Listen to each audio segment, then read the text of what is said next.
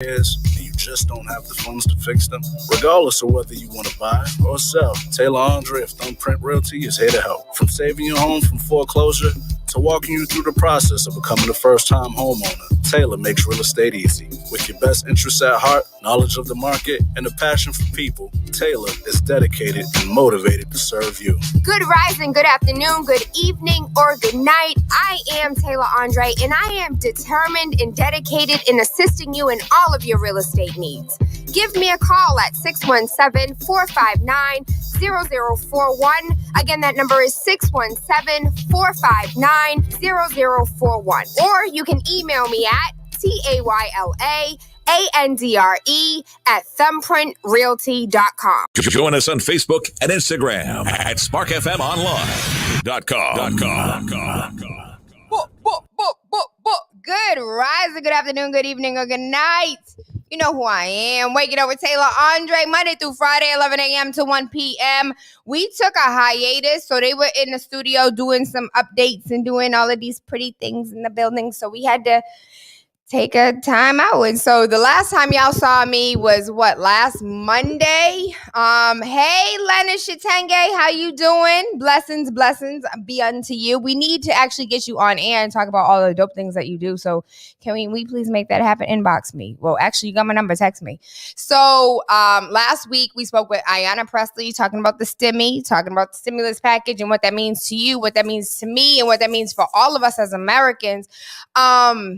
So one of the questions that came in last week, and so we literally had 30 minutes with Ayanna. That's it. They were like, listen, we might even have to cut it short to 20 minutes. And so I try to keep it as short and sweet as possible, while also getting you the information that we need. But we had a lot of questions that came in that was about like, the stimulus got a little bit of this in it. It got a little bit of that. And so one of the questions was about how the stimulus was being, a lot of the money, 7% of the stimulus package actually goes to Americans, tax-paying Americans, 7%. And then it was like a whole banter back and forth. It's like, no, it's 12%. No, it's 7%, but it's 12%. At the end of the day, it's less than 20. And some money is going overseas. And mind you, so the question came in, it was just, can you ask Ayanna why we're sending money overseas for them to do stem cells and like science and research and genetic type stuff? And I was just like, listen, we ain't got time for all that. We literally are about to go on air. She need to go research that. She probably don't even know off the top of her head. And then 3 days later, I was sent from a completely different person, was sent the fact that two are currently having a baby. And it's taking place in Israel. They went ahead and they're doing like cell research. So one man is using his sperm and another man is using his skin cells to create an egg. My mother said, but who the mother about to carry the baby? I bet you they can't do that. And so, of course, you pay me, I'll carry a kid. I love being pregnant, actually. I just don't want I don't want the after effects. I love being pregnant and I love breastfeeding. I don't know, like those are the two best things in the whole wide world. But for me, that's kind of interesting. And the country of origin that they're doing this research is the same country that Cervez sent me and asked me the question for Ayanna. And so it really, I haven't gone down that rabbit hole yet, but I definitely want to. I've just been super busy this week trying to play catch up from just trying to get work done and be proactive and do what life needs us to do. What you talking about? Multitasking, checking in. Thank you for what you do, Leonard. Good rising, VOG. How you doing? It has been a long time. It's only been a week. Y'all needed to miss me. I needed to miss you. We needed to miss each other. My nana said, distance make the heart grow fonder. If that's the case, then my heart is big as hell because distance, 1,500 miles is a long way. So today is the day. I'm really excited because we're interviewing the first ever Black woman city councilor at large from Everett who beat out 2 incumbents. And so I'm really excited for that. We were going to go ahead and talk about like anything is possible. And when you're a Black woman beating out 2 incumbents, I guess everything is possible. But as far as news is concerned, I'm gonna tell you right now, I did not find no damn happy news. So if you found happy news, Tayla made media, Tayla made media at gmail.com, please send it to me, because everything I found is depressing and annoying, and it's real life. That is what's going on in the world. But I want more babies out here building businesses, more kids getting $1 million scholarships. Like, that's what I want to see in my life. But we also have to have a little balance and talk about, despite the objections of police unions, New York publishes the misconduct records of more than 83,000 police officers. And so last August, it was reported that the New York City Civil Liberties Union released data that revealed that more than 323,000 misconduct complaints were filed against more than 80,000 New York police officers. And let me be clear. So how many times have you had an interaction with the police officers and the only person you took it to were your friends, your family, and Facebook? It takes courage, and it takes I don't have any issues in these streets, and I'm okay with walking in a police department, signing whatever it is that I need to sign, and walking out of the police department, and I could be caught on camera and my life would still be okay. A lot of people don't feel that way. A lot of people don't feel like they can walk in a police station for whatever reason. I'm not a criminal. I'm not in gang. I don't have any affiliations, but I'm uncomfortable. Like, I'm super uncomfortable walking into a police station, period. And I'm not a Black man in America. So can you imagine 80,000 people that really felt comfortable enough to complain about whatever happened to them, whatever mistreatment that they went? That is the last resort, when you have to go and snitch on the police for them to investigate themselves and found that they did nothing wrong every single time. But the New York police officers, just after the police unions failed to block the records from being exposed in a federal appeals court, it turns out that the city has done a lot of wrongdoing, and 83,000 plus police officers have been beaten on, hitting on, spitting on. Like, if you read some of these things, it's crazy. People are coming off talking about it sounds like the police are not there to protect nor serve at all. Simon said one of the biggest reasons people don't make legal claims when they feel their right has been violated is because police doubt their experience. They question whether or not they happen, or whether it's their fault, or whether they're overreacting. If a person who believes their experienced misconduct can look online and see if the officer has done the same thing before, it would reaffirm their own initial sense of being wronged in a way that would empower them to hopefully take action. Public record could also help prevent police departments from hiring somebody with a history of misconduct. When a police officer gets fired, including for serious misconduct, they are able to get a job with another law enforcement agency, an occurrence known as the wandering officer phenomenon, according to Yale Law Journal study. Simon said in one of those cases, the new agency may not know of the officer's history of misconduct since it's only often publicly available. It's not often that is publicly available. With public disciplinary records, it'll be easier for police forces to avoid hiring officers with track records that have not been disclosed to them. Pause. Remember, we had this conversation 2 weeks ago when we were talking about Uber and Lyft sharing assault and sharing drivers that have been found to be assaultive, right? And so if Uber and Lyft can do it, show me where the police department can't. They choose not to because it's a thin blue line. In other news, I wanted to talk about this, but I don't think that we have time. We do not. And so there's an article that I read in Ebony that talks about, everybody's talking about my glow up and how I've changed and how things are different. But nobody wants to talk about how uncomfortable it is. Everybody want to post all the happiness and the glory and the fun. And that's honestly why I post all of these. So recently I've been in the gym. If you follow me on Instagram, everything Tayla Andre, Tayla Andre, Tandre. Everything Tayla Andre. And it's like the gym is hard. It's so hard when you literally feel your lungs doing things that your lungs have never done. I'm over here coughing and people think I got corona. No, it's called the gym.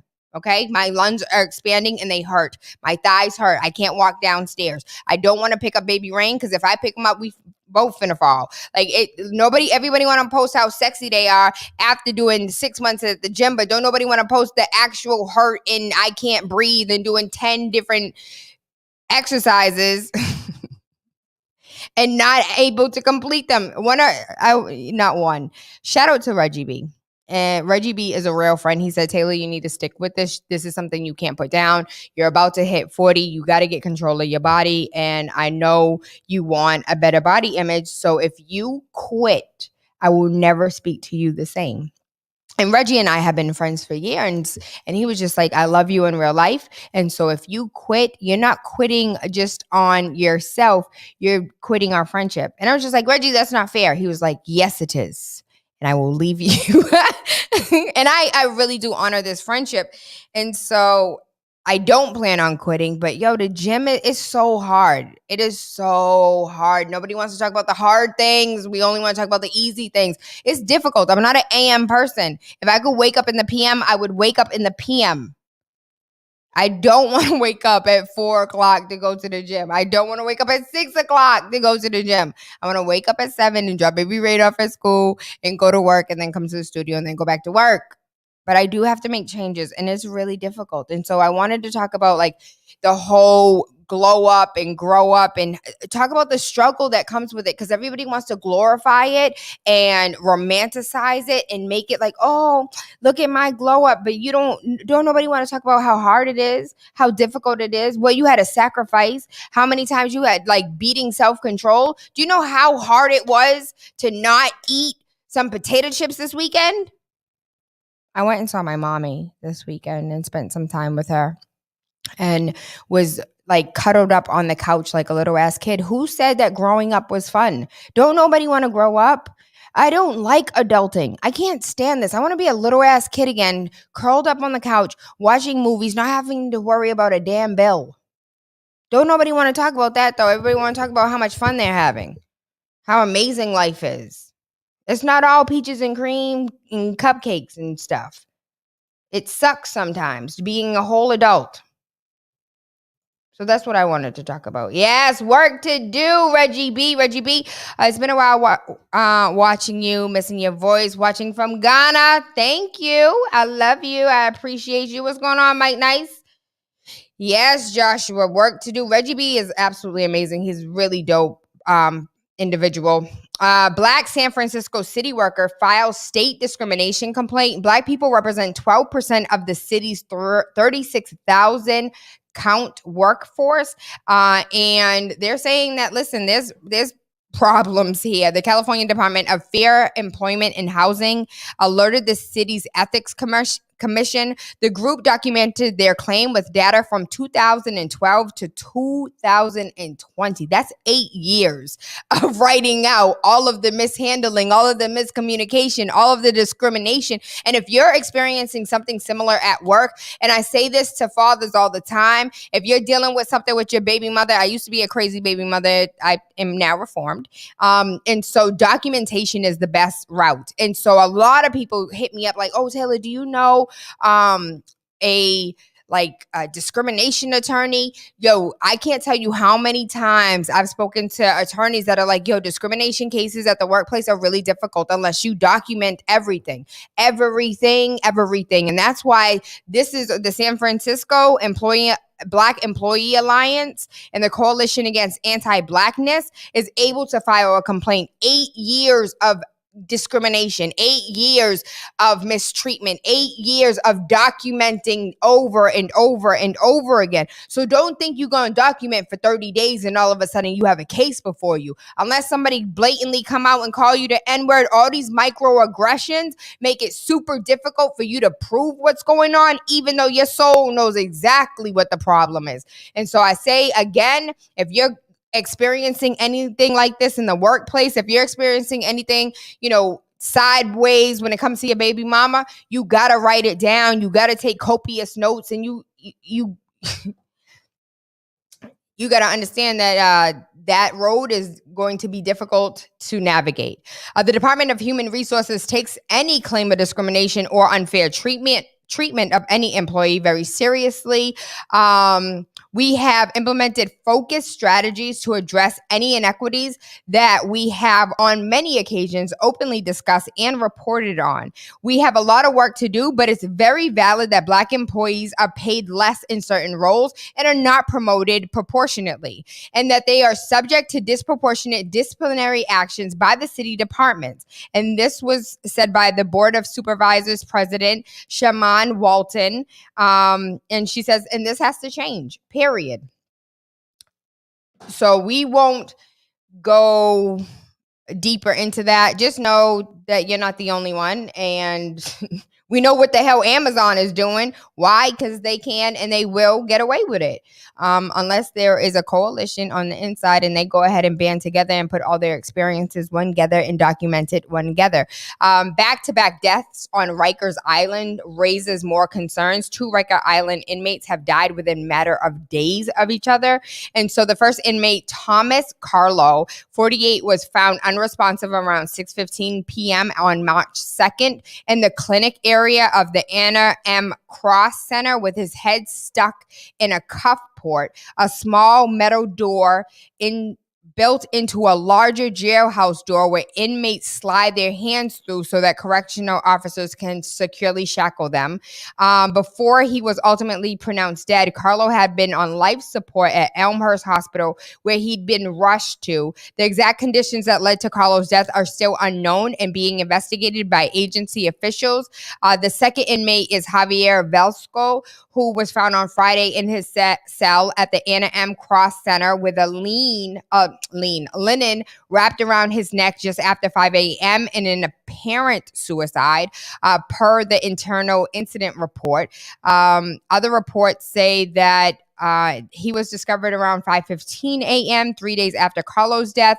Medics arrived at the scene not more than 5 minutes after they were called, but he was pronounced dead within the hour. Any death in custody is profoundly saddened, and our condolences are with the families of these men. Rikers, can I say something really quickly? So Rikers Island is not a prison, right? Rikers Island is a jail. And so Khalif Broder, if you have not watched the story on Netflix that was produced and put together by Jay-Z, funded by Jay-Z, Khalif Broder was accused of stealing a backpack while in the subway station. He said, I didn't do it. I'm not pleading to anything. And a lot of Black men are found, like we've had this conversation with Elise. We had this conversation with Veronica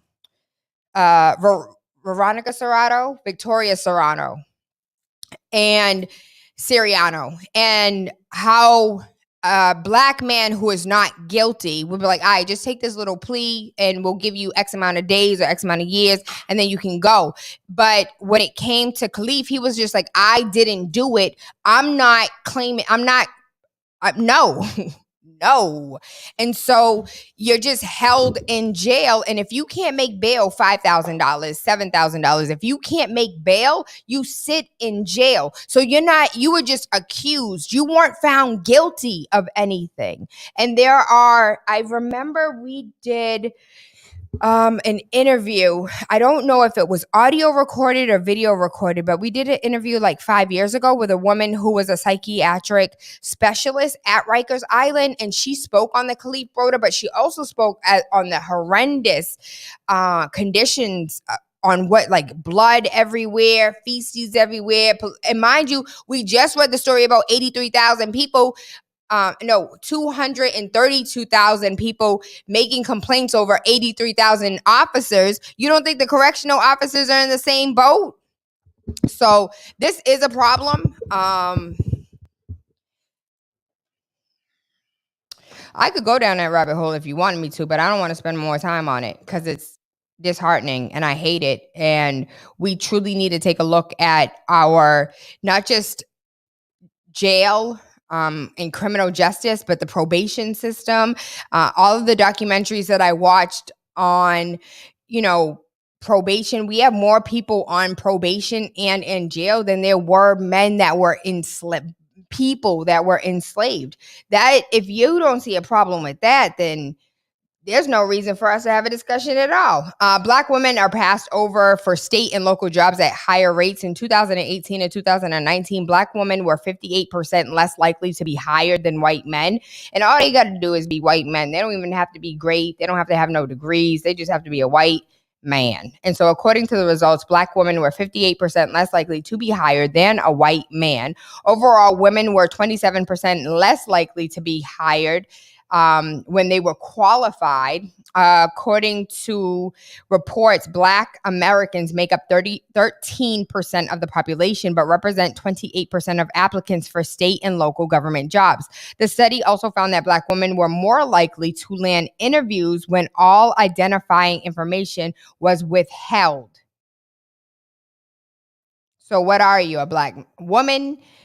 Are you a Latino woman? I'm nothing. But they were able to get a job, like an interview, and then they come in and they are clearly a Black woman. And so they're like, oh, you're not qualified. And it has absolutely nothing to do with what's on your resume. This story is absolutely insane to me. So the Black founder of Kairos, I could be pronouncing it incorrectly, Kairos, Kairos was fired from his own company. This is the problem. This is why I be scared as hell to let Starfish go public. Even though Starfish is going to go public, I am scared as hell to go public. Like, how you fire me from my own company? How I create this from absolutely nothing and you fire me from my own company? Like that, how? I don't understand. I don't get it. I think that like the first time I've actually seen it in practice, but it wasn't really practice because it was TV, was Empire when they ousted him. And so I'm like, yo, how does this really happen in real life? So after raising $13 million, he now gets to return as an advisor. No, sir. No, sir. So Brian Bracken, the founder and former CEO of Kairos, was fired from his company's board of directors in 2018.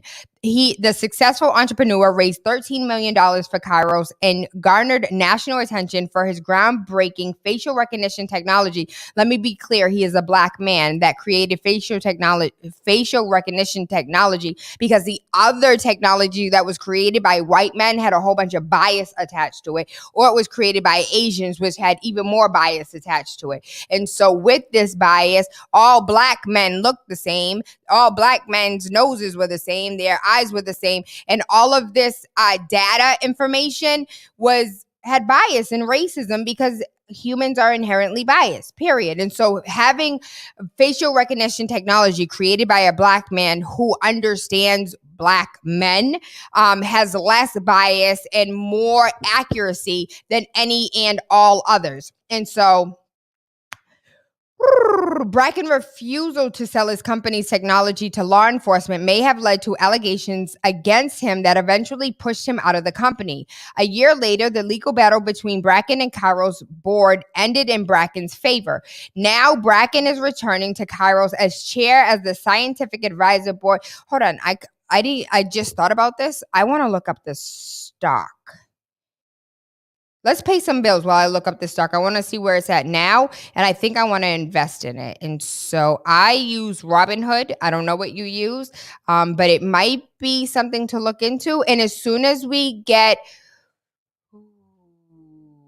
I can see his face in my head right now, our stock advisor, Palmieri Desire.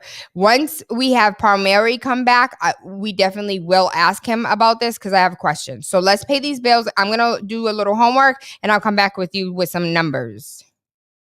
Join us on Facebook and Instagram at sparkfmonline.com. What's up, everybody? This is James Jimmy Hills, host of Java with Jimmy on Spark FM Online. Make sure you tune in every Monday and every Wednesday from 1 p.m. to 3 p.m. Also, follow Java with Jimmy on Instagram, Twitter, and Facebook. And don't forget to go to Spark FM Online and download the app. Listen to Spark FM Online 24/7. Igniting the airwaves. Spark FM.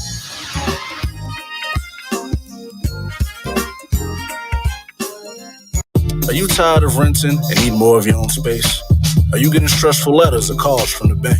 Does your home require expensive repairs and you just don't have the funds to fix them? Regardless of whether you want to buy or sell, Tayla Adrien of Thumbprint Realty is here to help. From saving your home from foreclosure to walking you through the process of becoming a first-time homeowner, Tayla makes real estate easy. With your best interests at heart, knowledge of the market, and a passion for people, Tayla is dedicated and motivated to serve you. Good rising, good afternoon, good evening, or good night. I am Tayla Adrien, and I am determined and dedicated in assisting you in all of your real estate needs.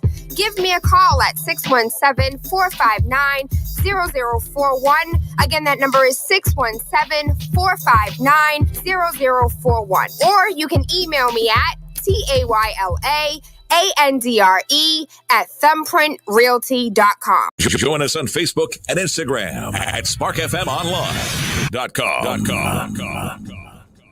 Okay. So I did my due diligence, right? And at this time, I just bought 100 shares. And so I bought 100 shares at $9.71 per share.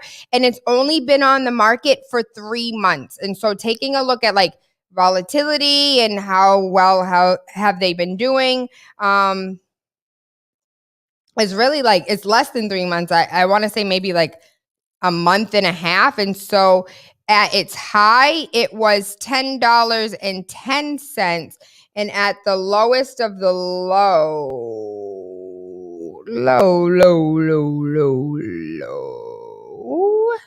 it's like $9.71. And today I bought it at $9.71. And so we gonna sit on that for a little while and watch it grow. It's gonna hurt, but I'm gonna watch it grow. I'm excited because there are not too many Black facial recognition technology that currently exist. And so this is something that I believe in. And as far as like a lot of police departments that have purchased facial recognition technology, I would say they have a lot of bias. And so whether he likes it or not, Bracken is going to have to sell in order to like level the playing field for Black people. I have not looked at these comments. So let me see these comments really quickly. Good rising. As far as other news is concerned, a Texas man was killed while in custody at county jail after a weed arrest. So Scott's family was informed of his death via a text message from a medical examiner. I hear I want $150 trillion. That's all I'm hearing right now. So Marvin David Scott III, a Texas resident, died on March 14th after being restrained and pepper sprayed by county jail detention officers. He also had his face cloaked by officers, which what they typically do if you're like spitting and stuff like that. I learned that after reading 1,000,001 of these stories and figuring out what the hell is it and why do they do it. So Scott, who was 26 years old, was arrested after police responded to a call over a disturbance. The Allen Police Department arrived outside of the Allen Premium Outlet Malls in Allen, Texas, and Scott was arrested for having a cannabis joint in his possession. After being booked in Collins County Jail, Scott began to exhibit some strange behavior and started, according to the sheriff, Jim Skinner, 7 of the county jail's detention officers began to restrain Scott. They put him in a bed to stabilize him, after which they sprayed Scott in the face with pepper spray. Hold on a minute. Good rising. This is she. I'm well. Yes, offers are due today at 6 p.m. We had an open house on Saturday. We will not be doing any other showings. You're welcome. Oh, I'm sorry, that was rude.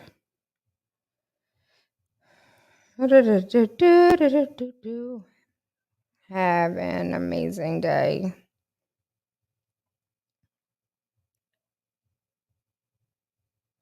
All right, and so so if he's exhibiting strange behavior, who should you have called?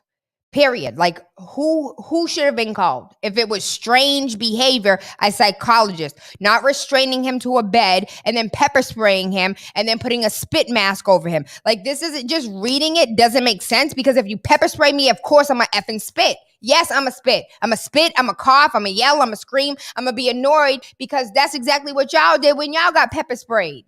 And so they put him in a bed to stabilize him, after which they sprayed him in the face with pepper spray. If you're in the bed, you know he was handcuffed in the bed. What the hell you pepper spraying the man for if you already tied him to the damn bed? I digress. So the officers used a spit mask to cover his face. He became non-responsive after being tended to by the jail's nursing staff. The ambulance was called. He was taken to Baylor Scott and White McKinney Medical Center in McKinney, Texas, just north of Allen. He was then pronounced dead. 7 detention officers have been placed on administrative leave, and the Texas Rangers have initiated a criminal investigation against them. The 7 officers have yet to be publicly identified or where their addresses are, but I tell you now, Twitter will find them and get you the address. Of course, the family is upset. The community is upset. I'm upset. The death of this young man is profoundly tragic, and we have an obligation to uncover the full and complete truth. And that's exactly what Texas Rangers and my internal affairs investigators are going to do at this moment. Civil rights attorney Lee Merritt is representing the Scott's family and said Scott was diagnosed with schizophrenia. Who did I tell you needed to be called? Because he was experiencing weird, strange behaviors. And so he was suffering from a mental health crisis. Merritt also contends that Scott had prior arrests in the area and had been placed on behavioral centers each time due to his mental condition. Therefore, the Allen Police Department should have known not to book Scott into jail, but should have taken him to the mental hospital. According to a statement from the Allen Police Chief Brian Harvey, Scott was taken to the Texas Health Allen Hospital with assistance from the Allen Fire Department paramedics after his arrest because of his erratic manner and over concerns for his safety. The physician at the hospital cleared him to be processed by police 3 hours later, and then he was booked at Allen Police Headquarters for ultimately being transferred. This is for smoking weed. I want to remind you that it was a disturbance from Karen who called the police because there was a black man in the parking lot smoking weed, and this man is dead because he was smoking weed. Like, regardless of what the hell he did, he wasn't stealing. And even if he was stealing, that means you could be the executioner. It made sense for you to tie him to the bed and then spray him with pepper spray. Investigators probed the possible audio confession in the Kendrick Johnson death. And so I wanted to read this to you guys last week, but we were not in the studio. And so I am very, very, very effing excited about this story because Kendrick Johnson was the young man who was in high school who was rolled up into a mat. They went ahead and had a medical examiner do the examination, and they found that they stuffed his body with newspapers, took his organs and stuffed his body with newspapers. First and foremost, you have to ask me if you could take my baby's organs. Second, you don't stuff them with newspaper. I don't know where they do that at. He's not a homeless person trying to stay warm. That's not what you do. Period. And so this case is now being reopened. And for those who did not know, there was the 2 boys that have been identified as the possible culprits that could have been the reason why he was killed. One is daddy is an FBI agent. So For those who don't know, we'll go through the story really quickly. Okay, so the suspicious death of Kendrick Johnson, a black teen whose body was found rolled up in a mat at a high school gym in 2013, is again under investigation, and a new development hints that the culprit in his death could be identified. Since the 17-year-old Johnson was found in a wrestling mat at Lowndes High School in Georgia 8 years ago, his family has maintained that there was foul play involved in his death, particularly since the autopsy that they ordered from an independent pathologist found that Johnson died by homicide with unexplained blunt force trauma. Mind you, the first time that they went ahead and had the examiner take a look, it was bogus. It was like, oh, he died from asphyxiation, not being able to breathe because he was in the mat. And the family was like, listen, nah, what we're going to do is we're going to bring an independent person to come in, and that's where they found the blunt force trauma. So since the beginning, there was BS and there was lies and there was all types of scandalousness going on. And so in comparison to the state autopsy declared that the teen died of a positional I just said it and reading it, I can't do it again. So the asphyxia. And so the local and federal authorities said that Johnson died when he reached for a shoe in the center of the mat and accidentally slipped and got stuck. A wrongful death suit was filed and the family was dismissed. But a new investigator who is relooking into the case appears to be working with the family to follow the leads. So they last week are now in possession of an audio recording reportedly of someone confessing to Johnson's death. They had a recording that they had actually purchased from an individual who said that it would be valuable as far as saying who possibly had committed the crime in KJ's situation. Will validate who the person is. Was he really who he said he was, and find out where he got this information. It's hard to tell. They will do follow-up. We'll use every resource to validate the recording and make sure that it's not a hoax. We're going to verify that that person is, follow the chain of custody to see if it was really something that was true or truthful, or if it's a very cruel hoax, because if it's a whole hoax, then it's cruel to the whole family, and not just the family, to all of us who can. Like, I have been following this story since it was reported. Since it was initially reported, I reported it when it happened, and I've been following it ever since. I believe that the little boy whose daddy is an FBI agent went ahead and did what he had to do, had his little friends. Everybody is friend when it comes to little small town police departments. I want to, what happened in the dark come to the light, and I'm ready for God to be real and to tell all the truth, the whole truth, and nothing but the truth.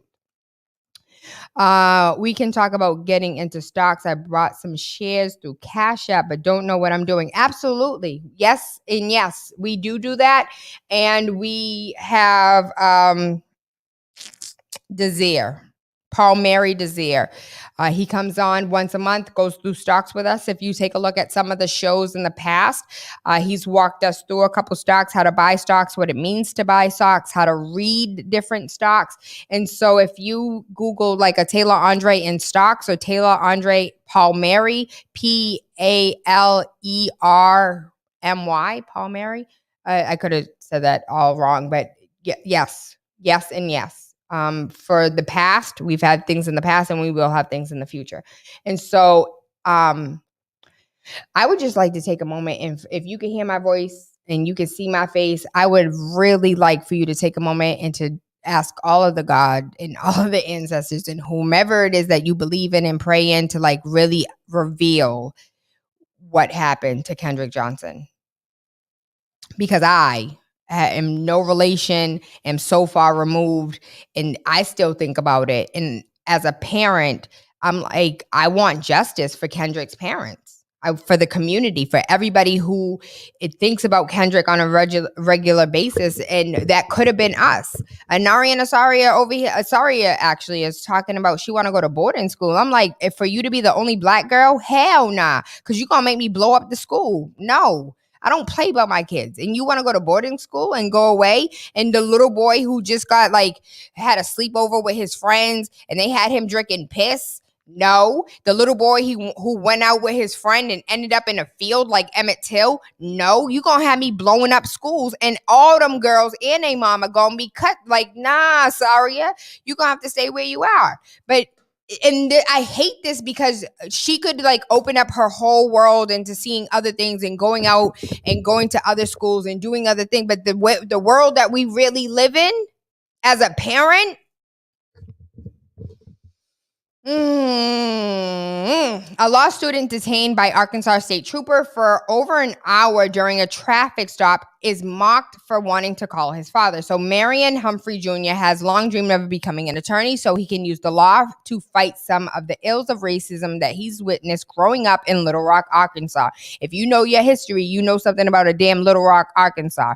Humphrey is 32 years old in the midst of his third year of law school at the University of Arkansas. Is a lifelong mission steeped in family tradition. Humphrey's dad spent 18 years as a circuit judge before retiring in 2010.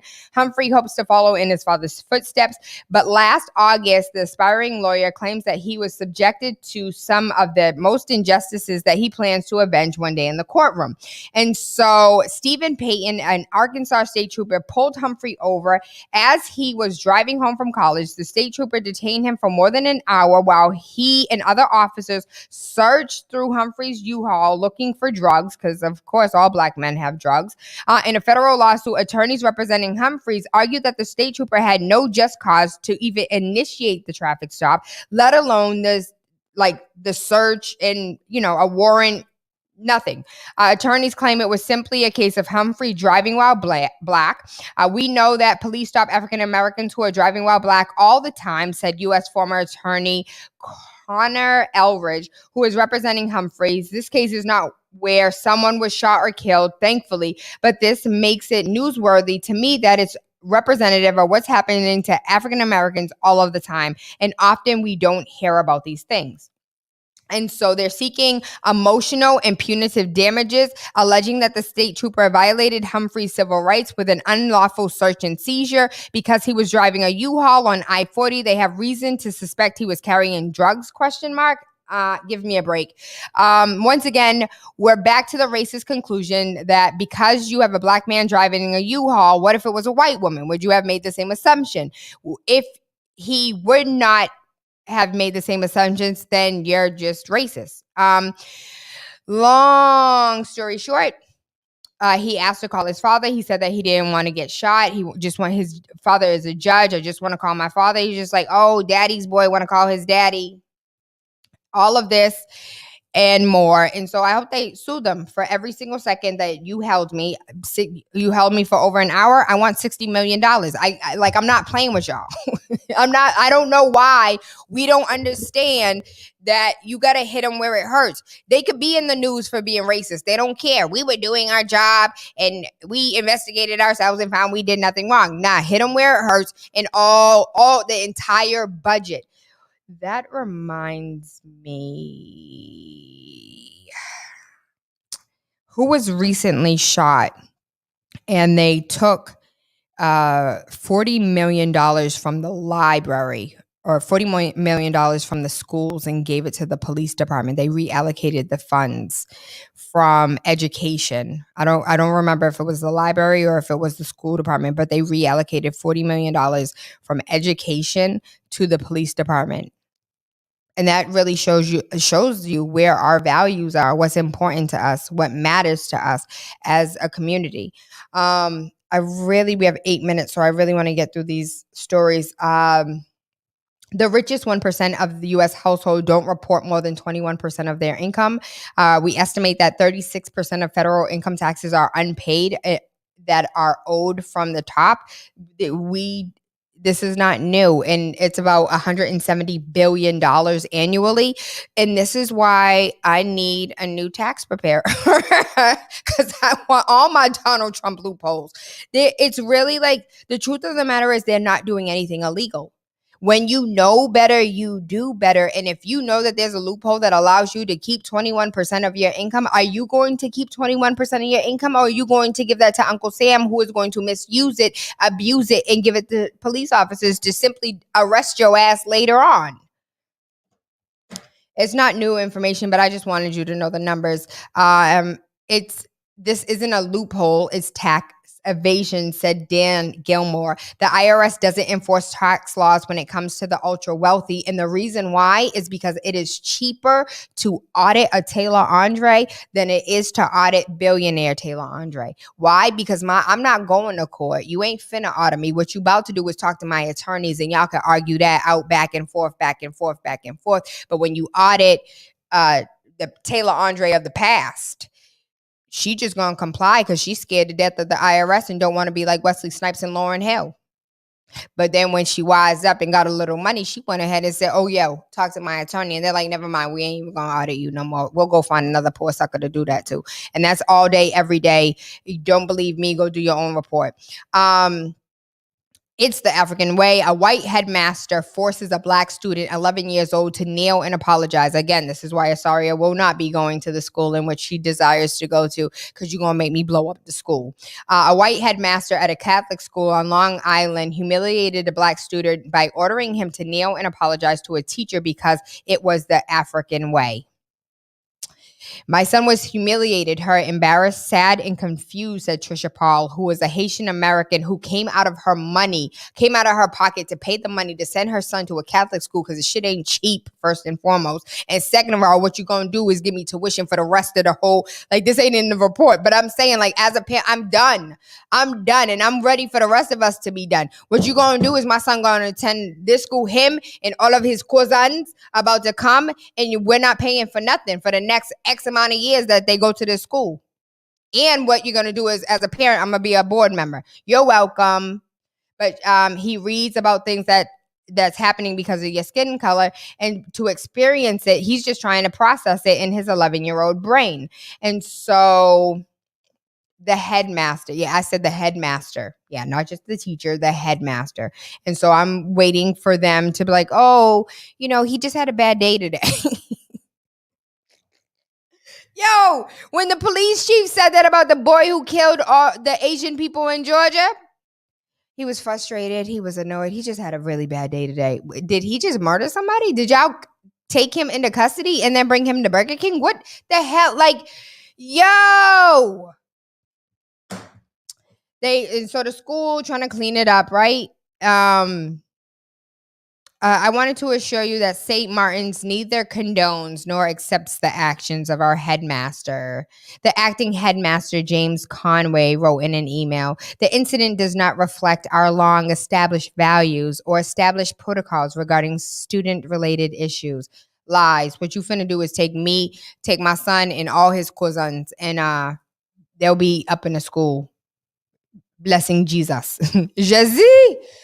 White supremacy and the problem with centering donors' interests and emotions. Remember the story that we read last week, not 2 weeks ago, 3 weeks ago, about Texas going ahead and making the students sing the fight song that, like, Robert E. Lee is the founder of the damn fountain song, or like the reason why, or it pays tribute to Robert Lee. And kids is like, I'm not singing this stuff. And one of the wealthy donors is like, hey, yo, if you want this money out of my pocket, what you finna do is, and so this is not an isolated incident. This report that we have 4 minutes left, 3 minutes. This report talks about how on so many occasions, donors' interest and emotions and feelings towards situations dictate how everything moves along. Going back to lobbyists, when you take a look at the lobbyists, I don't care how many times we the people, the Constitution talk about us, but it's really the lobbyists of corporations and organizations that really run America, period. There's no rabbit hole to go down. In other news, I don't think we're going to get through all this. The Buckingham Palace is looking to hire a diversity advisor. So, Megan, I just want to thank you. Harry, I just want to thank you, because what y'all doing is breaking the monarchy. You are breaking them down and making them take diversity training. It's all for aesthetics. It's all for optics. It's not a real thing. So they can hire whoever the hell they want to hire. It really doesn't mean nothing. Period. Until you start giving Africa back Africa, me not care. Until you start giving Africans what you stole, it doesn't matter. Federal government finally considers granting DC statehood after 2 centuries. I truly want to know, like, what are you going to get out of it? Because it's been 200 years. The question is, what's in it for me? Now what? Now what? What are you trying to give? Because y'all don't never do nothing because it's the right thing to do. You know what I think about all of the time? So I'm still in, like, and animation movies because Baby Rain is so young. So I watch a lot of cartoons. And one of his favorites is The Incredibles. And Incredible 2, when the entire family's at the police department and he's just like, so you just wanted us to do nothing? And he was just like, that's exactly what we wanted you to do. And then Ricker is just like, if you want to get out the hole, first you got to put down the shovel. Politicians don't understand people who do good just to do good.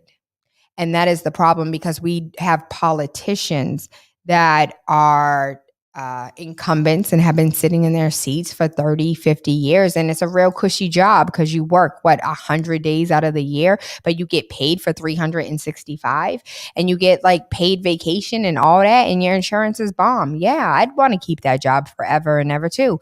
But what also comes with that is you're so far removed from reality. You're so far removed from society. You have no understanding of what your constituents are really experiencing in life. And so I don't know how we got down that rabbit hole, but I'm ready for the teacher to run for office. I'm ready for the farmer to run for office. I'm ready for, y'all ain't finna say the radio personality, because I like peace. Y'all will have me out here. I will be like Ayanna without the articulation. I'm going to be in Congress cussing. Y'all don't want that for me. So we don't want those problems. So I'm going to stay where I'm at and just run my mouth and do work on the side.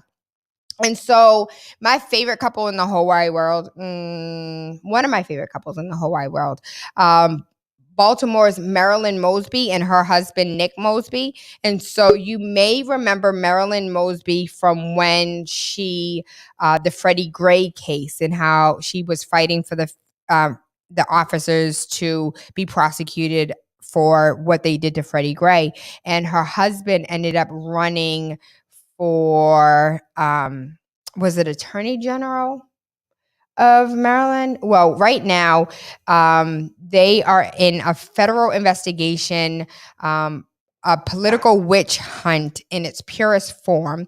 They are being unfairly targeted because they are progressive change agents. They said that they will fully cooperate and fight until the truth comes out, but they are being federally indicted on like all types of racketeering and like their finances. How are they spending their finances? How are they spending their campaign money? And for those who don't know, Marilyn Mosby's daddy was a police officer here in Boston and was actually part of the beat when we had, it was an extremely successful period in time where Black police officers policed Black neighborhoods, and they were on foot and they knew all of the families and knew all the neighborhoods. And I hear stories about it all of the time of how like it was the most successful time of Black people policing Black people, and the murder rate went down, crime rate went down. There was more like quote unquote snitching going on because people had a relationship with the police officers and felt as if something was actually going to happen by them cooperating with police. And so I wait for the truth to come out. And it's funny to me that whenever, what time is it? It's time to go. So, but it's funny to me that whenever Black people are successful and we're doing the right thing and we are being change agents, that all of a sudden it's like just take a look at what happened here in Boston. It's just like, oh, let's just get them with the switch and grab when it comes to finances, and then people won't trust them anymore, and we can go ahead and end their career that way. And so I will stop there and say that I am super excited that I want to say your name correctly, Gerly. Yes. Gerly. Okay. Yay. I said it right. Haitian American. So first and foremost, I just my kids are Haitian. My birthday is May 18th. And so I'm an honorary Haitian Flag Day. And so she is fighting for Everett. She became the city councilor in Everett. and beating out 2 incumbents as the first Black Haitian American city councilor at large. And so I just want to say congratulations to you. She is super educated. So first and foremost, she has a business degree. So is it Delta as in Delta, or is it Delta as in like you got the amazing grades and so that's another division? It's another division, a business fraternity. I got you. So she's super intelligent, beautiful, smart, and kicking down doors and making change in Everett, which is a beautiful city. Like, I love Everett. I love how diverse it is. You guys damn near have everything. And then you're right there in the city and get to see the skyline every day. So shout out to Everett, who is literally just like a stone throw away. But please tell me, like, why running for office? Why'd you run for office? Well, I was listening to you earlier, and I thought we needed people who grew up like me, people with my type of story, to be a part of the table and to really make decisions for everyone in the community, not just to benefit one certain group of people, but to benefit everybody. And in Everett, we didn't have not one person of color who was elected on the city council or on the school committee, or even state rep or state senator. And I felt like Everett is like one of the most diverse cities in the Commonwealth of Massachusetts, and we don't have one person. And I thought that was such an issue that I was hoping to solve. But like I said, it's not just about me. We need to get other people involved at the table, because it's really important, because I'm seeing a lot of decisions being made without us. And like I said, politics is important. And there's a lot of Latinos in Everett, right? Like a lot of South Americans, Central Americans. Do you by any chance speak Spanish? How were you able to communicate with those? Because I that's where I go shop. Let me be clear. So right on the border of Everett, you guys have, I forgot the name of that town, but it's where Market Basket is. Oh, Chelsea. Yeah. And so that's where I go shopping. And when you want to talk about diverse, like, the managers are Latino, the managers are American. And I hardly even see, white people in the area. So I'm trying to understand, like, who as white politicians, who were they actually governing? Great question. We do have a selected pocket of people who's still here, who's been here for 50, 60, 70 years. So at the end of the day, I feel like they're still serving those people, which is unfair, because I am at large. I represent the whole city, and I get tons of constituent issues every single day. And I don't think they're getting as much as I am. But when they go around saying that I'm not doing anything, I'm like, have you seen my workload? And it's, like I said, Everett is so diverse. And sadly, I don't think we have enough at the table to represent us as a whole. So can you break that down for us? Do you know the demographics of Everett? Yeah, so we're right now categorized a majority minority. So particularly, I believe it's about 30% Black. It's about 35% Latina. It's about 6% Asian, and then the rest is white. The numbers just came out recently. Yeah, it has changed a lot. What about like city council? So I'm unfamiliar, forgive my ignorance. What does the population or demographic of the city councilors and the school board look like? Yeah, so on the city council, there are 11 members. So I'm one of them. I'm the only Black. We do have a Brazilian. She considers herself Latina, and we do have one Asian man. The rest are white. On the school committee, we have another Brazilian. He considers himself Latino, and that is it. And how many are on the school board? There are nine people. So there's a lot of changes to be made. A lot. Okay. And you said that you're seeing like a lot of decisions being made. Tell us about your experience so far, because you've been in office now for about a year. Yeah, a year and 3 months. Mm-hmm. So tell us, like, what did that look like as far as transitioning into a political seat? So I will tell you, I thought that me coming into this role, I thought if I had great ideas, input from the community, I would be able to work with my colleagues and we'd be able to push great ideas for everyone. And that hasn't been the case at all, sadly. Before I got inaugurated, I was told that if I didn't change my personality or my behavior or how I was doing things, then no one was going to work with me and that they were going to make my term very difficult. Nah, I need you to clarify that. Yeah. What that means. Yeah, I sat down with one of my colleagues and that's what he told me. We scheduled a meeting to try to figure out how we can work on our relationship. And, you know, at the time I was doing a listening tour. I really believe that the people should be making the policies.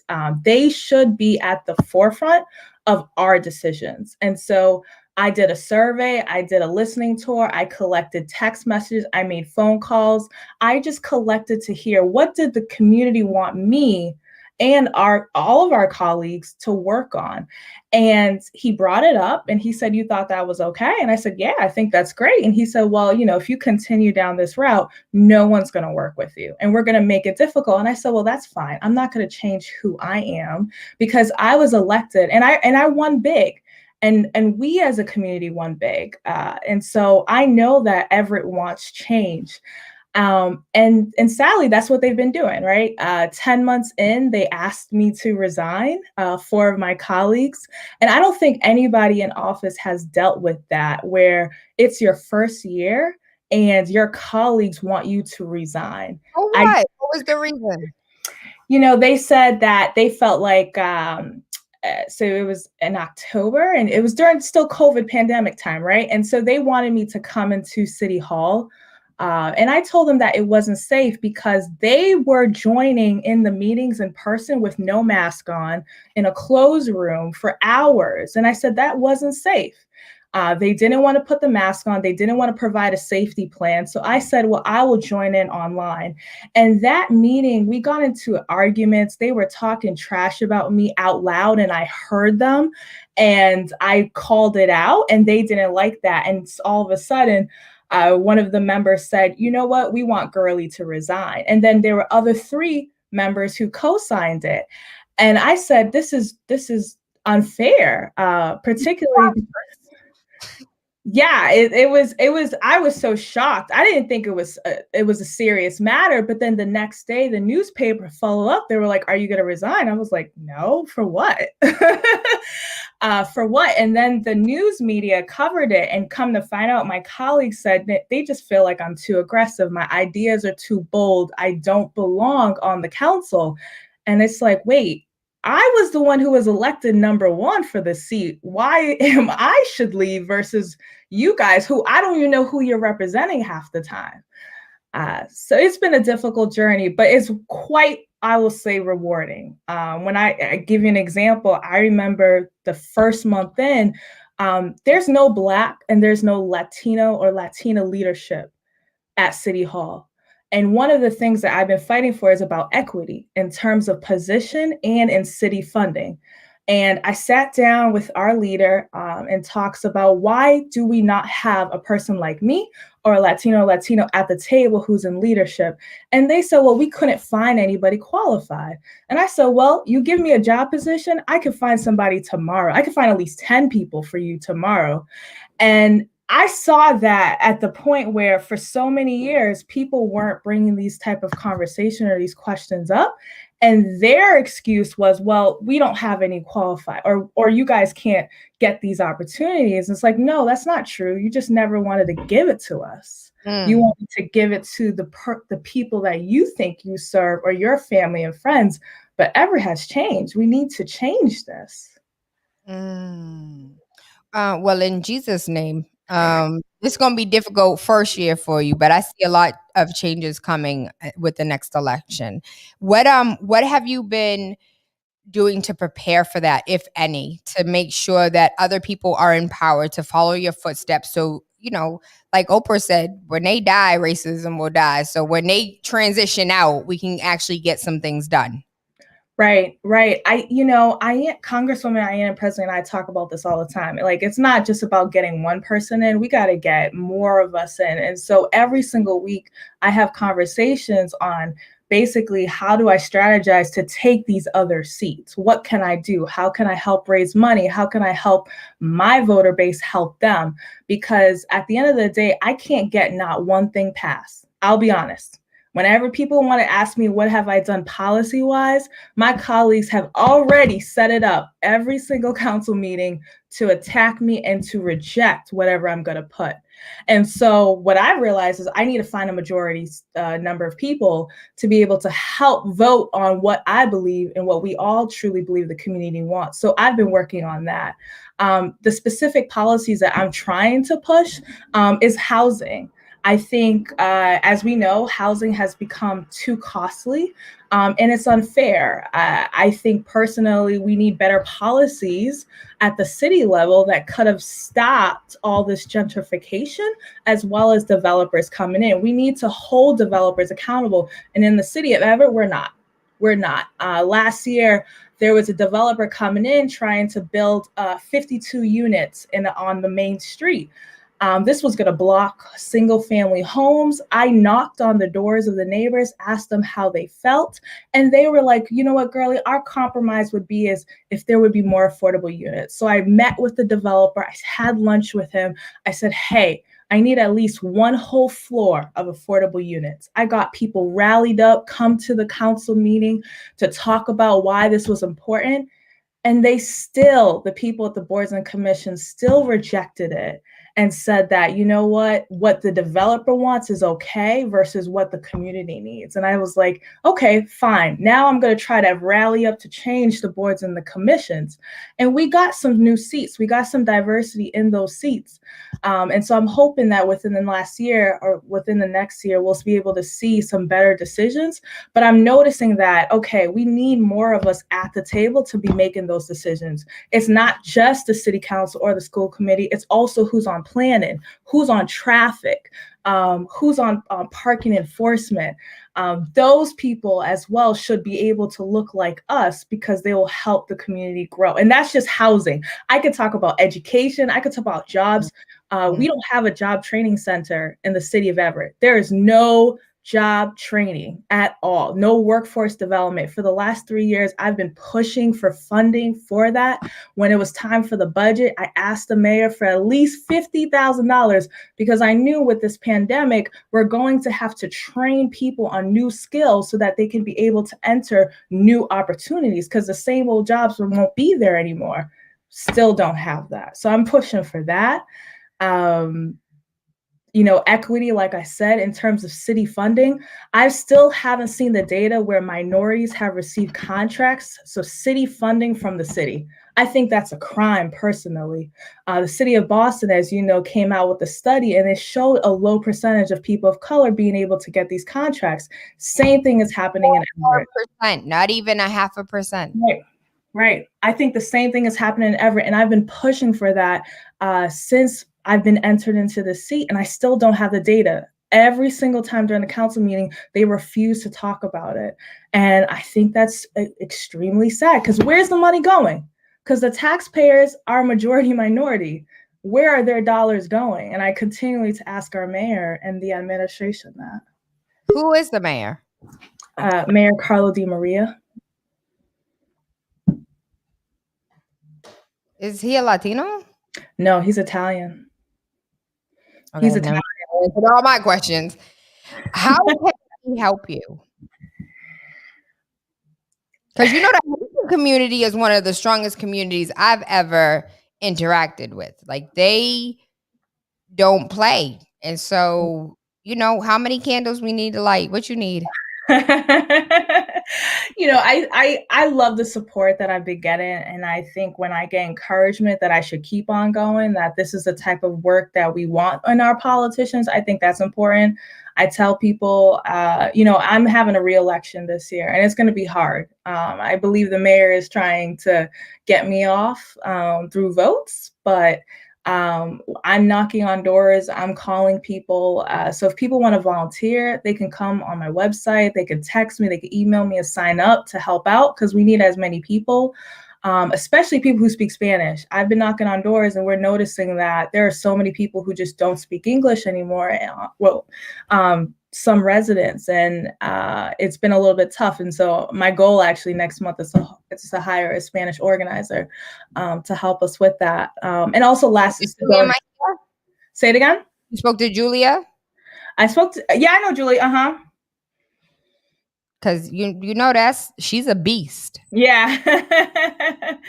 Yeah, she's great. She's great. She actually, I would actually say, so her, there was a person in her office, and she actually fought with one of the, for the foundations.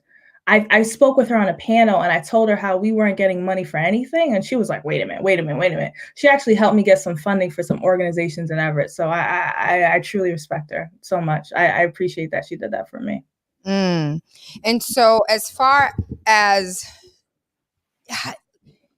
today's Motivational Monday, and I feel like, how do you keep going when your colleagues don't want to see you win?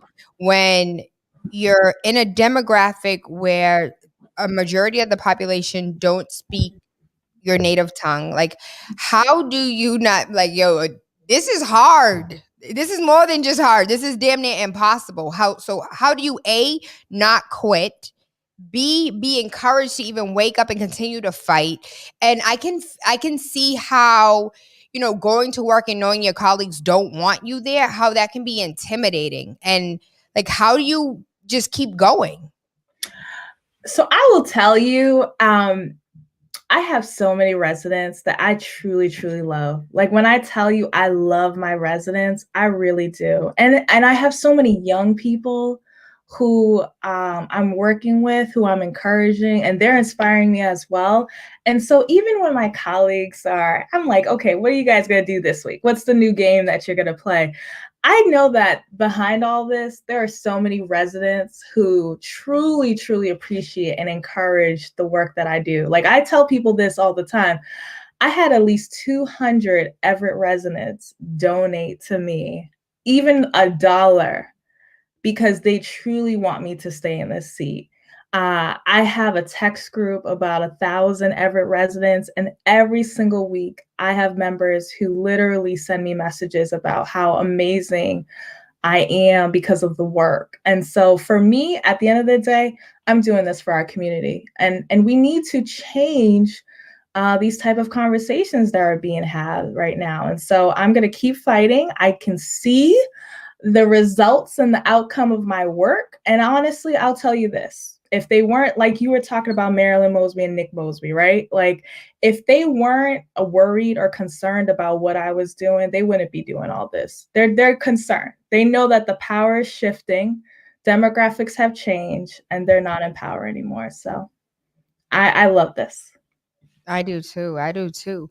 So we were connected by an amazing young woman who is dope in her own right. So shout out to Jessica, because Jessica is, I wish I'm not gonna put her on screen because I don't want her to knock me out later in life. So but we'll just say, like, Jessica is so dope. So for you to be connected with Jessica means you're connected with other things. And so I want to know, where else do you have your hands in the pot, and who else do you have the support of? So Jessica is amazing, right? She's a part of my team, and I truly, truly love her, and she's really great to work with. I think, I always tell people I have a lot of support, right? A lot of elected officials are behind me, right? And like all the Boston City Councilor women side, Damali and Chelsea. We have people in Malden, we have people in Somerville, Cambridge. There's so much Commonwealth, Massachusetts support. So I'm just so thankful. And something that I realized recently is that I literally could just make a phone call or a text message and people are there. And Jessica was one of those people. And so she's definitely a great part of the team. Mm-hmm. So I want to know, what did you do before you decided to run? So my background is business, right? So I actually was working, which I still work full time. I work in a hospital, but I work as a finance manager. So I deal with budgets. Wow. Yeah, I still work full time at a hospital. So my background is like healthcare, finance, and nonprofit. And I'm also a small business owner with my husband. We own an ice cream shop in Somerville. So I'm big about entrepreneurship. Right? Love it. Oh, tipping cows. Tipping cow, yeah. Yes, yeah. Loves ice cream. Mm-hmm. Yeah. So tell it like, in why politics? Like you were a successful business owner. You had full-time like I don't even know how you do this because a full-time job in itself is a lot. Yeah. And then being a business owner, aka an entrepreneur, making sure that like how Beyonce, how? I know. I feel like my time is so limited, especially now with this re-election. Every morning I wake up and I just thank God and I just keep on going. I believe that my purpose is to help people, in which I can do that on the political side. And I love that so much because at the end of the day, I want people to be more involved. I want them to understand what we're doing or what decisions are being made or how they can be involved. I want that. And particularly, like I said, in Everett, we didn't have people that looked like you and me. And it was frustrating because I saw the decisions and the changes, like, for example, the casino coming in and only 6% of Everett residents getting jobs. Like, we were promised so much more and we didn't get enough. And it was like, I wish I was there on the city council level because I would have been making noise every day. How are we increasing the numbers? How are we helping the people of Everett? And so I love this work. And how are those numbers today? Because there's other changes that can be made, even though, the construction portion is complete, but like there's still good paying jobs. So how is Everett being able to benefit from the casino? Well, we do get, there was a special agreement that the mayor made at the time, and we get a certain amount of money. So it's around $40 million a year. And I always question where that money goes because I still don't think the community benefits from it. The community still asks me, where is the money going? Have financial probes federally. How about that? Not her. I said that. I would love, I know when it was budget time, I asked some residents to tell our mayor and our city council where they wanted the money go, and they were rejected. So I have no idea. And you know what? So my question, it's really not a question. So I take a look at what's going on in Boston and I see like we the people, our voices are loud. We get some things done. We, rile some feathers, some changes are made. And here you are and people are complaining and they're saying what they want. They're not getting what they want. Mm-hmm. How are they still in their, like, how do people still have their seats? It's, they don't want people to know when the elections are, the local elections are. And so something that I've been pushing for, because I actually believe that there's a lot of our votes, Black and Latino votes. I believe we have the numbers. However, a lot of them don't come out in the municipal elections. And I honestly think it goes back to the elections office. They just don't want the people to know. Last year for the 2019 for the local elections, I wanted them to put up signs to mail people, let them know that, an election is here and this is the date, this is your polling place. And they told me no. I said, hey, I'll donate the money for the signs. I'll do it out of my own pocket. And they're like, no, money's not an issue. Nothing's a problem. No signs were made. So this year, I'm actually thinking about buying the signs myself and bringing them and say, okay, put these up, because other cities do that. They're letting people know. What's the name of the those things that be in the right? You see them? Yeah, you see them, right? That's all over Boston all the time. Like, don't forget to vote. Voting day is this day. Those don't exist in Everett. Nope, not at all. And I'm telling you, it's because they don't want people to know when those municipal elections are, because think about it, they won't vote for the same old people who's been there. I'm serving with somebody on the council. When I first wanted to run, which I wanted to run when I was 10 years old, he was the mayor. I'm 31 now. I'm serving with him on the council. I think he's like 80. And I don't think he has put one thing on the council agenda. I'm like, what is he doing? Not one thing, but he still gets elected. Name recognition. They've been seeing it for the last 30 years. Yeah. So as far as now it sounds like you're going to invest in mailers. You're going to invest in putting signs up. Let me tell you, as a real estate agent, people think I'm running for office because whenever those political signs go up, that's when my real estate signs go up. So, and we have a lot of Bostonians that have family in Everett. Are you familiar with Lydia Edwards? Because Lydia is a beast too. That's my mentor. That's my political mentor. So we talk every week. And she guides and she helps me to understand what I can do and, how to improve. She's amazing. She is. She did. She's actually my emerge sister. Oh, I did emerge. Did? Yes, yeah. My emerge sister. And she's a firecracker. I love everything about her. So I want to see, not only do I want to see you win again, I want to see you win in the sense of getting things done. Right. And so I have no idea how we can be helpful, but however we can be helpful, I would like to do that. Jessica, so use me as much as you possibly can, because if this is what's going on, we literally can see Everett and Everett can see us no matter where we are in the city. We're damn near sister cities.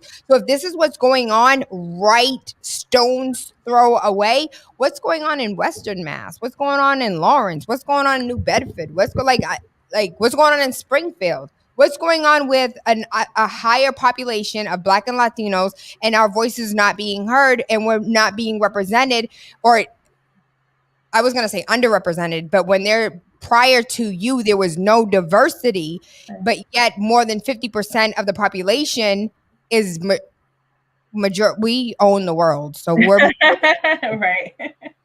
And so I'm going to take it to Freaky Friday real quick. And I want a church Sunday, a Thursday. I want a Thursday prayer group with all the old Haitian ladies that have a direct connection to Jesus. Do you do that? Because Jesus listened to Haitian women more than he listened to anybody else. You laughing. Jessica, tell me I'm wrong. I love that. That's a good one. So on Thursday, right? With the old Haitian lady. I'm so serious because this is crazy to me. And if we did not have this conversation, I would never know. Oh, really? I would never know what was going on in Everett. I would never know that you guys are a majority city governed by 20% of the population. Yeah.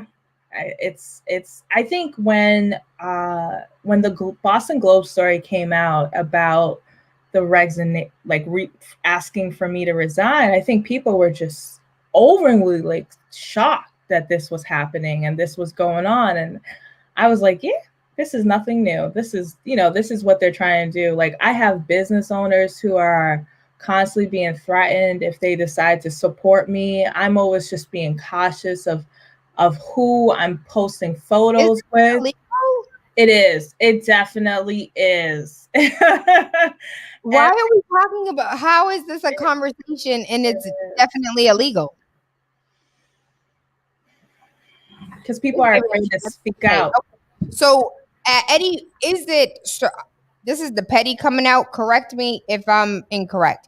There's no way for you to record what happens in the city council and how they treat you and the microaggressions, and like there's no way to like make this public so people can see what you're actually going through. Like this need to be a reality show if this is reality. Well, I'll tell you this. So that council meeting where they asked me to resign, that tape has been deleted. It went through an investigation. Baby, that's my tax-paying dollars. How you gonna delete my tax-paying dollars? Yeah, it went through an investigation with the DA, police report, everything. We actually just got the conclusion of the report a week and a half ago, and they said, you know what? We can't find the tape. It's been deleted.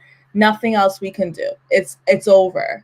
And so what I've noticed is that if they do something like that to me during a council meeting, all of a sudden, it's either the tape is gone or it's blurred out. And so I've been trying to do some recordings on my own when things are happening, but sometimes, I'm not that quick because it's happening. For example, like when we had a meeting and the mayor said, I wish I could turn off the picture of some of the members. And he was talking about me because he thinks I smile or I laugh too much. And he thinks I'm like, my comments are always ignorant. That's what he said. And he thinks I am unprofessional and I don't know how to behave. And I recorded it because I knew they were going to delete his comment because it was so surprising. And it was interesting. I recorded, I put it on Facebook, Globe, or I think it was PBS. They wrote about it. We had it on the interview. And then the mayor decided to go on the radio to attack me, to try to respond back to it, like why he said that comment. And the first thing he said was, well, Gerly is ignorant. She makes ignorant comments. And she laughs too much and she is aggressive and she's disrespectful and she doesn't know how to treat my employees. And then the radio host, it was Jim Brody, and he was like, didn't you think that type of comment was just racist? Like for you to say that to the only Black woman that you wish you could turn off her picture or video? Like, why would you say that? And he was like, well, how do you know if I was talking about her? So he already switched it up, and it was like, come on. It was a really, really bad interview, but it was like, I believe it all starts with him. Oh, yeah. Wow. Jessica, I want to ask you questions because I want to ask questions about like logistics. Like how can we shut off your camera and hear your voice? Because I have questions about like behind the scenes. So for those who don't know, Jessica is a machine. I don't know how she gets all that she gets done, but the way her brain works, she can navigate systems and get things to the finish line that typically don't even get past start. And so Jessica, with and I can imagine we're not hearing all of Gerly's truth. Like we're hearing bits and pieces. We're not hearing the whole year and a half that she's been dealing with this nonsense. The illegalness of contacting businesses and if you support her, XYZ, like how on the back end or logistically, legally, how is this being dealt with? Well, we know politics is all about relationships that people have, right? Relationships equals power in politics. And Everett is very, very different from the city of Boston, where there's not as much checks and balances and accountability in Everett politics because it's been the same people who have been in power and then generations after them have come from the generations previously. So Gerly's disrupting a well-oiled machine that is operating Everett right now. Her identity, her mere identity. So even if she wasn't pushing for progressive policies, her mere identity is disrupting the well-oiled machine in Everett. And that's unfortunately why she attracts so much dislike from her colleagues, because they literally see the change that's happening in front of them when Gerly attends a meeting, when she is speaking out. So it's in order to change the systems, we have to also change the people. So they see Gerly as represented as somebody who is changing the system. And that's very intimidating because the way that politics has operated in Everett for the last few generations has only benefited a small amount of people. And, you guys have been speaking about the diversity that's in Everett. And unfortunately, these Black and brown people in Everett haven't had the chance to participate in local politics. And that's why they've always been shut out. They haven't had their voice heard, and they've been disengaged because our people are surviving. So even if they can't necessarily complain to a city councilor or a city official, they're just worried about putting food on the table. They're just worried about taking care of their families. So it's easy to have those folks be disengaged, but it gives the current system's power, the status quo power. So it's each town has their own laws. Each town has their own checks and balances, and we forget that sometimes. And that's why it's easy for these things to just fall under the radar, because no one's going to speak up about it because everybody's afraid when there's only a few people in power. And when there isn't any change, when there's nobody challenging you, you can basically do whatever you want. One thing that surprised me when I first started working with Gerly is how money doesn't really play a role in Everett politics. In Boston, politicians are always raising money. Money equals, being able to engage with voters, being able to build your political power. That's not a thing in Everett. It's literally relationships. They don't raise money. They just work off of their entitlement to the positions and the relationships that they have. So Gerly is literally bringing in these progressive systems, not just with her policies, but with the way that she's doing politics as well, too. Hosting these fundraisers, engaging with voters, raising money to be able to hire a team, because they don't even have a budget for a team. So she's able to hire a team to really reach out to those people that haven't been engaged with in a while and give them a seat at the table when it comes to local politics. And that's how you disrupt the status quo. Thank you. So I'm not trying to give away secret sauce or anything, but like, what's going on in Everett behind closed doors I want to talk to the Everett residents that have felt silenced for all of these years, that now, I want to come out of this corner, or I want to come out of this hiding place. But I'm scared. They attacking her, so they gonna come for me next. How would you address that as far as motivating people to be more engaged and to be more involved when the politician's being attacked? So who's here to protect me? That's a great question. That's a great question, because when I'm encouraging people to run for office, that's what I hear. Gerly, you're being attacked and you're a lot more nicer than me. What's going to happen to me? I don't want to go through that. And the residents, I will say, I believe with this past year, with me in office, a lot of my residents have been a lot more vocal. They have been speaking out. They're on the emails. They're sending me issues.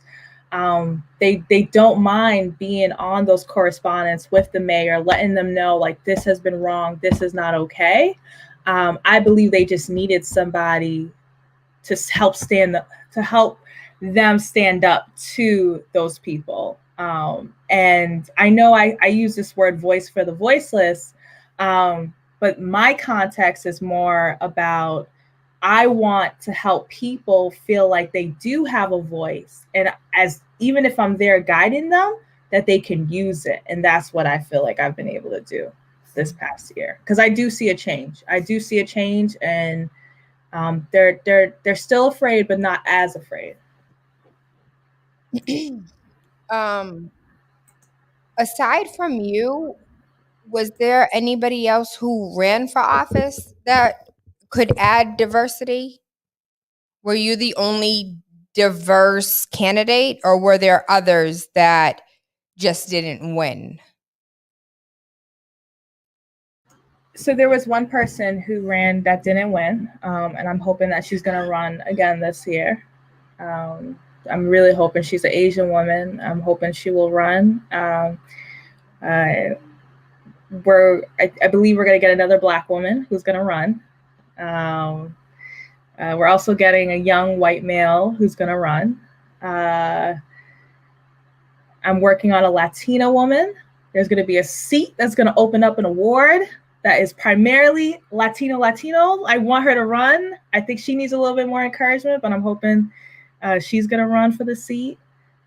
I think my current colleagues, because I do serve with a Latina and an Asian, and people always ask me, well, do they go through the same thing that I'm going through? And they don't. I'll be honest, they do not. Are they speaking up and talking about the same issues that I am? No, not at all. Are they vocal at all? Like for the Latino or the Latinx, is he or she vocal about the Latinx community, and is the Asian vocal about the Asian community? No, not at all. Not like I believe my primary base is Latinos, to be honest. I will honestly say, I look at the numbers, and they feel like I will advocate and make noise for them versus the other person that we have. And I think it goes back to the issues that I think we need to be talking about, I think people have different styles of politics. And I'm going in, I don't want to sell out. I'm not making deals. I'm not doing that. I refuse to. I don't have to. I think some other people have a different view. So, again, please use us however you wish, you want, you can. What else do you want us to know, or what else would you like to share to make us what did I miss that you want to add?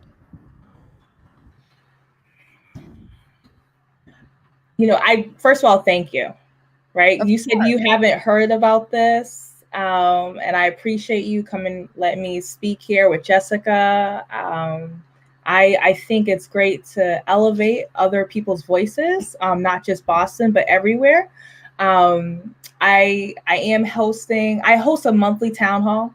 I believe to have monthly community meetings. So I do one every single month, the last week. So I do have one this Saturday. So if people want to join, if they want to listen in, they could go on my Facebook, or they could go on my website and sign up, GerlyAdrien.com. I also have a fundraiser.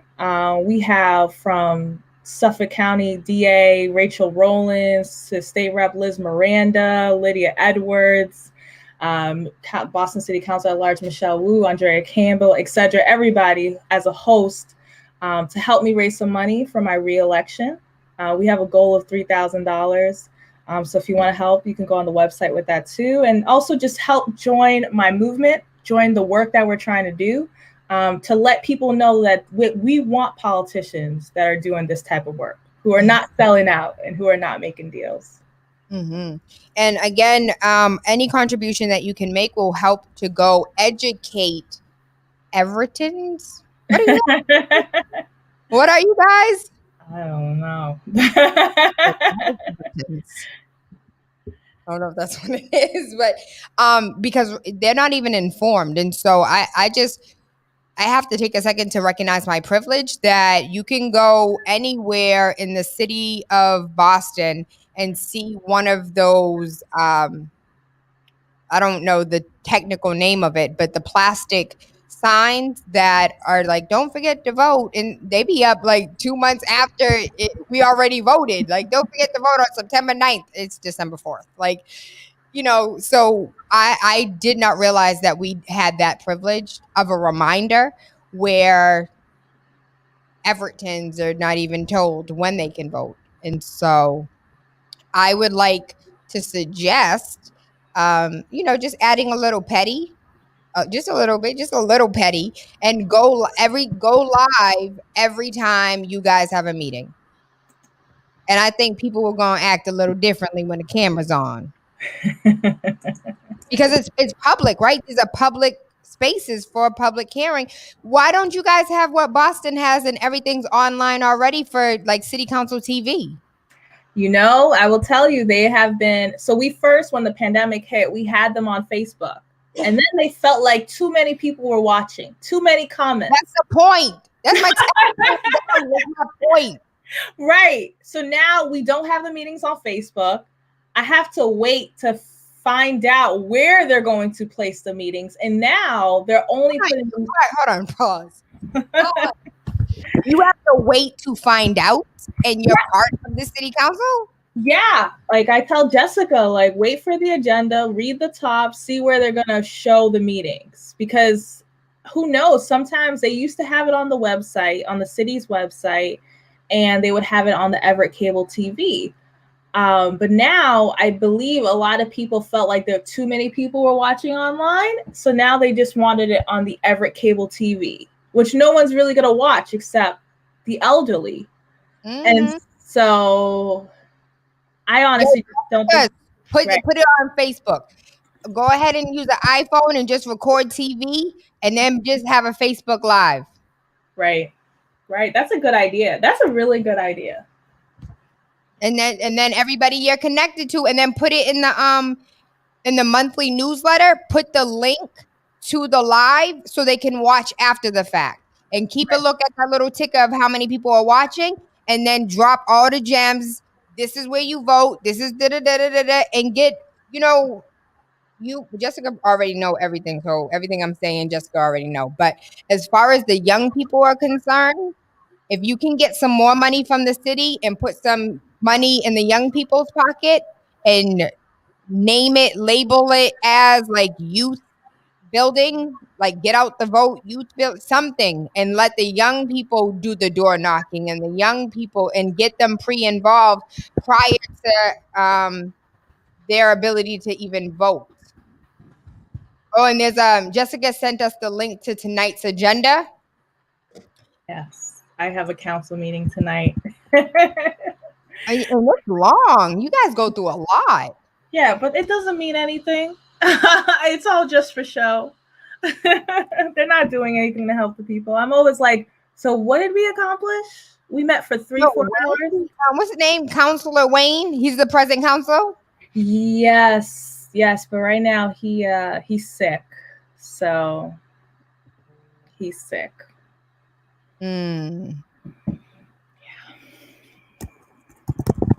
Okay, girly, I see you on. Oh, Stephanie Martins is actually my emerged sister too. I didn't know she was the city councilor of Everett though. Congratulations, Stephanie. And she is she's very soft spoken, and I know she's a business owner and a real estate agent. I'm gonna need Stephanie to speak up. Hold on. Maybe you should talk to her right now. Maybe you should have a conversation with her. I definitely am not afraid to, because this doesn't make any sense, and there should be a lot of solidarity, because we had a lot of conversations during our emerge situation where she was tired of being, and she smiles a lot too. So I'm surprised he don't want to shut off her camera. Okay, I got you. You don't have to say nothing else. I got you. Okay, so we came all the way to the top of the hour. Gerly, I appreciate you. Do not forget, please let them know where the ice cream parlor is, how they can contact you. You guys can go ahead and do some donations to Gerly. It is GerlyAdrien.com. I said your last name correctly? Yes. .com, GerlyAdrien.com. Even if it's $1, even if it's $2, even if it's 50 cents, whatever you can give, please help her educate Everettons. Can I please I just want my own word for the Everetts. Okay, but Jessica, can you tell me what it really is called at a later date though? I'd love to know how they identify. Everettons, whatever. But please tell us, how can we come get some ice cream? Are you ever there? Do you host meetings at your no, because it's in Somerville. Do you plan on having one in Everett? You go through this.